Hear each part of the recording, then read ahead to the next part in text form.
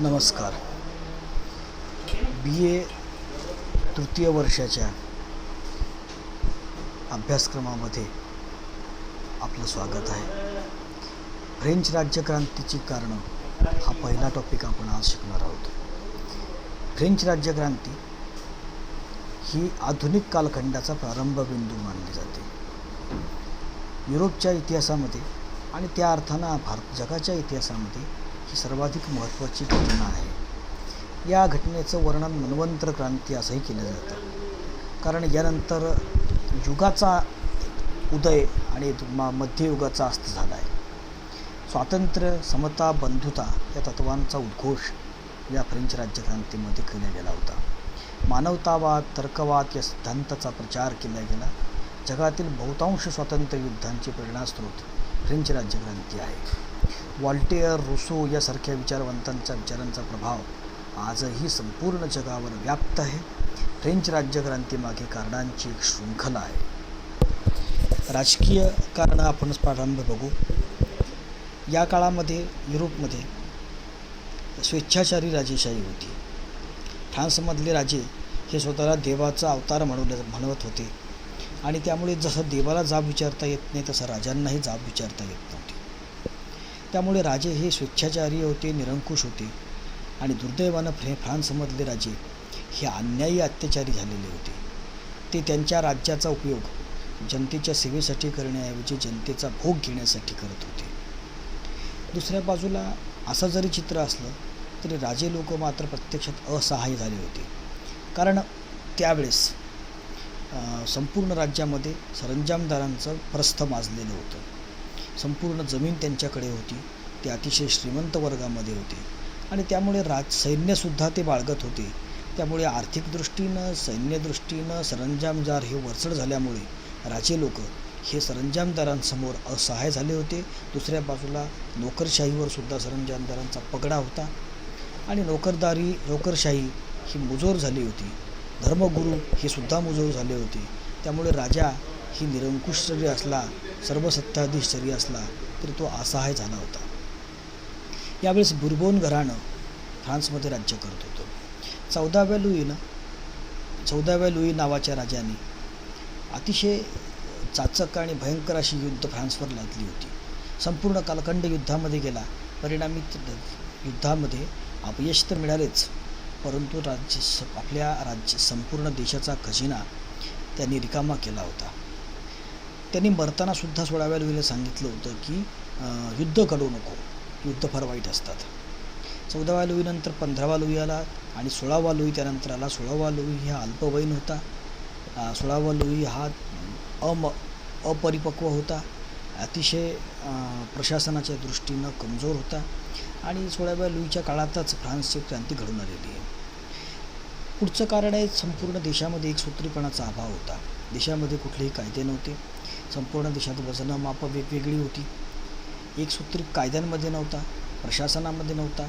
राजाचं संपूर्ण देशावर वर्चस्व नव्हतं. सरंजामदार आपापल्या मनमानीपणानं कारभार करत होते. एकूण पाहता संपूर्ण प्रशासन व्यवस्थेमध्ये गोंधळ निर्माण झालेला होता. विविध कायदे होते. या देशामध्ये जितक्या वेळा अंतर पार करण्यासाठी घोडे बदलावे लागतात, म्हणजेच आजच्या काळात गाड्या बदलाव्या लागतील, तितक्याच वेळा त्या देशातले कायदे बदलतात अशी म्हण त्या काळात प्रचलित होती. कारण प्रत्येक सरंजामदाराचं विशिष्ट क्षेत्र होतं. त्यामुळे प्रत्येकाचे कायदे वेगळे, प्रत्येकाचे नियम वेगळे, प्रत्येकाची घटना वेगळी आणि हम करे सो कायदा ही पद्धत होती. त्यामुळे विविध कायदे होते. या राज्यामध्ये जो गुन्हा आहे तो दुसऱ्या राज्यामध्ये गुन्हाच नसायचा. त्यामुळे या राज्यात गुन्हा करून गुन्हेगार दुसऱ्या राज्यामध्ये पळून जात होते. त्यामुळे कायद्याच्या क्षेत्रात फार गोंधळ होता. न्यायप्रणालीतले दोष, कायद्याने आणि ज्या प्रशासनाने केलेल्या अन्यायाच्या विरोधामध्ये जर जाब विचारायला जायचं म्हटलं तर न्यायप्रणालीसुद्धा दोषपूर्ण होती. एकूण 13 प्रकारची न्यायालये होती. न्यायाधीशाच्या पदांची विक्री होत होती. सरंजामदार हेच वंशपरंपरा न्यायाधीश होते. न्यायाधीशाचं पदही वंशपरंपरा झालेलं होतं. दंडाची रक्कम जबरदस्त राहायची. न्यायालयाचे प्रकारही खूप होते आणि मनमाने तो कायदा होता. त्यामुळे न्यायप्रणालीमध्ये जे अन्याय करतात तेच न्यायाधीश म्हणून खुर्चीत दिसायचे. त्यामुळे न्याय कोणाला मागावा हा प्रश्न होता. पुढचा मुद्दा आहे सदोष कर पद्धती. देशाचा काळा चालवायचा असेल तर तुम्हाला कर गोळा करावा लागेल, आर्थिक संपन्नता असावी लागते. कर राज्याच्या खजिन्यामध्ये कर जमा होतच नव्हता. कारण मक्ते प्रत्येक गोष्टीचे मक्ते दिले जात होते आणि मक्त्यांची विक्री व्हायची, हरासी व्हायची. व्यापारी करामध्ये असमानता होती. वजनं मापं यामध्ये गोंधळ होता. प्रत्येक राज्याचं, प्रत्येक सरंजाम दराचं, प्रत्येक जिल्ह्याचं वजन वेगळं होतं, माप वेगळं होतं. आयात कर खूप होता, त्यामुळे बाहेरचा माल महाग पडायचा. विविध कर होते आणि काही घटक म्हणजे सरंजामदार आणि धर्मगुरू हे 2 घटक करमुक्त होते. त्यामुळे तिसरा वर्ग हा मुळात शोषित होता आणि त्याच वर्गावर कर लादलेले होते. पुढचा मुद्दा आहे सरंजामदाराचं वर्चस्व. सर्वत्र सरंजामदारांचा वर्चस्व. आता हा भाग आपण पुढच्या टॉपिकमध्ये बघणार आहोत. सरंजामदार हे स्वतंत्र राजेच असावे अशा पद्धतीचं त्यांचं वागणं राहणं होतं. सैन्य व्यवस्थेमध्ये गोंधळ निर्माण झालेला होता. प्रत्येक सरंजामदाराचं सैन्य वेगळं होतं.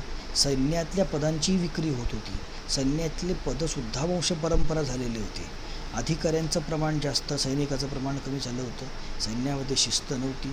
सैन्यामध्ये राष्ट्रवादाचा अभाव होता आणि सैन्याचे पगारही वेळेवर होत नव्हते. त्यामुळे सैन्य व्यवस्थेमध्ये गोंधळ असल्यामुळे देशाचं सैन्य कमजोर झालं. म्हणून पुढच्या काळामध्ये फ्रान्सला वारंवार पराभवाचा सामना करावा लागला. स्थानिक कारभारात अनागोंदी होती. संपूर्ण देशाचे 32 विभाग पाडले होते. राज्यपाल हा त्या विभागाचा प्रमुख होता. राज्यपाल हा वंशपरंपरा असायचा आणि तो उमराव वर्गातलाच होता. तिसऱ्या वर्गातील 3rd इस्टेटमधील लोकांना प्रशासनामध्ये कुठल्याही अधिकारपद मिळत नव्हते. 36 जनरॅलिटी आहे मी पाडलेली होती.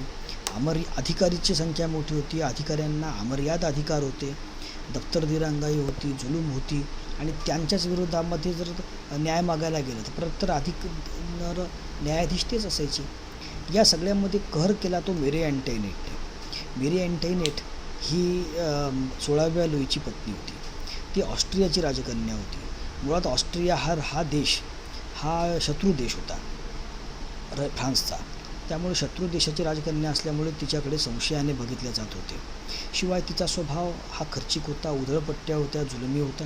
शेकडोच्या संख्येत राण्या तिच्या खाजगीमध्ये होत्या. जनता जेव्हा उपाशी मरत होती तेव्हा ती शानशोक करताना दिसत होती. तिची प्रतिमा अतिशय मलिन होती. म्हणजे फ्रेंच राज्यक्रांतीमध्ये 16व्या लुईच्या विरोधामध्ये जनक्षोभ, असंतोषाचा भडका उडण्यामागे एक महत्त्वाचं कारण मेरी अँटोइनेट होतं.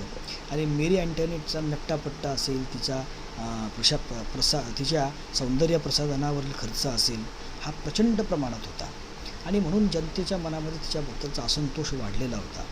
अशा पद्धतीच्या राजकीय कारणांमुळे फ्रेंच राज्यक्रांती घडून आली. आपण पुढच्या टॉपिक्समध्ये सामाजिक आणि आर्थिक वैचारिक कारणं बघू. तोपर्यंत धन्यवाद.